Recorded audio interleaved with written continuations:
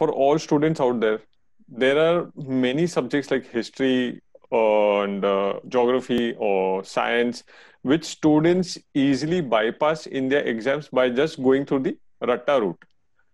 Whereas in mathematics is a huge obstacle, and I guess whoever I know, for most of them, it's a big obstacle.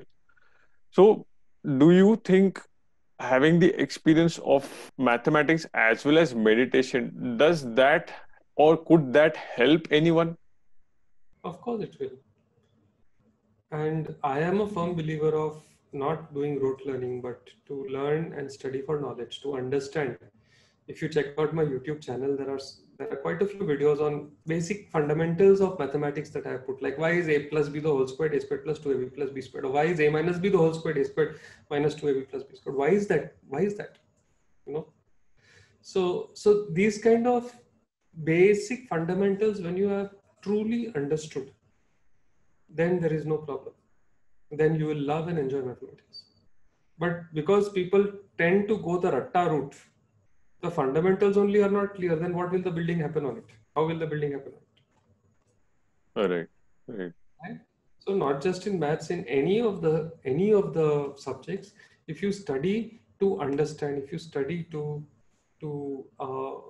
enhance your knowledge, not just to get marks, then you will end up in a much better place later on in life.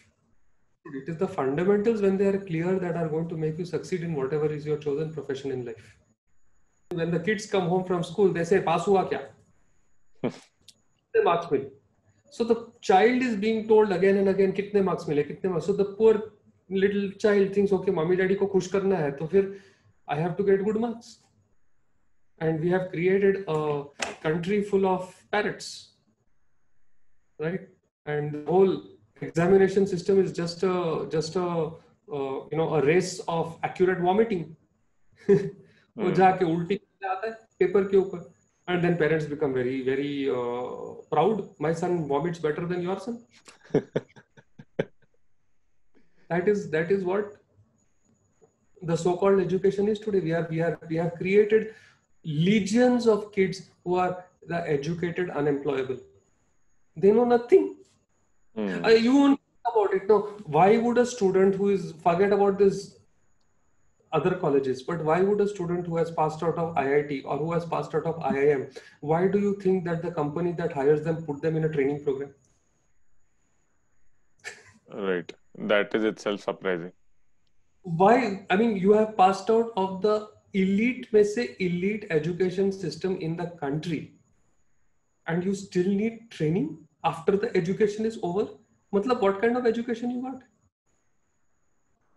You look at an operating system like Windows. You mean to say that 1 billion people cannot come up with a system better than Windows?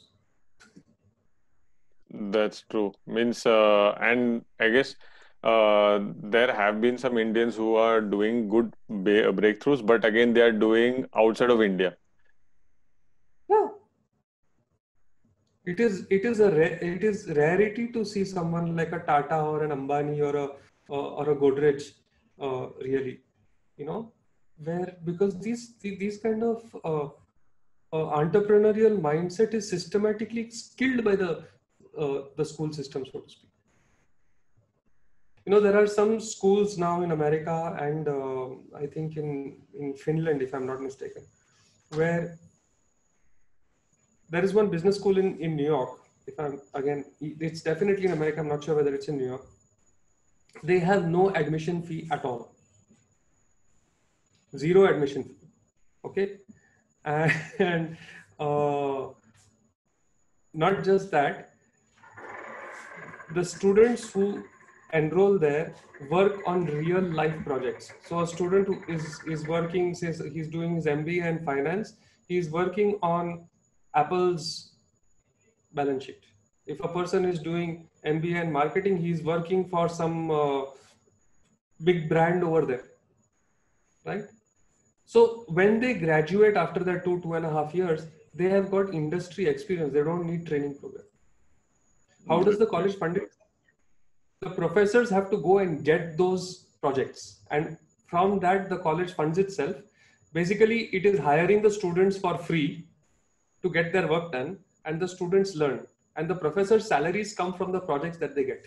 So there is no nonsense theories, no janjat that you have to learn which is not relevant to the work that you are going to do.